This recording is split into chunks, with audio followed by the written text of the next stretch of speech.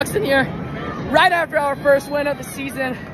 We got it done. Why? Because this is the OG punk rock style from back in the day, and that's why it happened tonight. 2,607 days since Suzuki's last 450 win in a supercross event, and it is back with Ken Roczen, who by himself has not won a 450 supercross. I'm going to specify that because he has won a motocross, but in supercross, he alone has not won since January 8th, 2020 of Anaheim, or 2022, Anaheim won. So it's been over a year since he's been on the top step of the podium. And I don't even know how many days or how many years that is for Suzuki.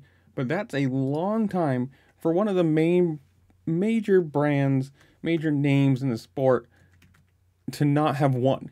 And for him to be doing it, and if you look, for him, the emotion that he showed afterwards, because you know he's been sitting there, everyone's saying like, oh, he's washed up, he's going to a team that still has a Kickstarter, like he's never going to win. And I just did the math, I looked it up. It's 7 years, over 7 years since Suzuki, one of the three main, Kawasaki, Suzuki, Yamaha, Honda, I guess so 4 main brands, has won a supercross, not even title, but a race. So for him, it's got to be awesome. It's got to feel great for him just to be like, you know what, I still can do it. I'm still fast. Yes, this track was super hard, rutted out, just horrible. But, he still had the speed to do it. He had the stamina to beat everyone, to keep lead, not be caught or pass or anybody or fall or whatever.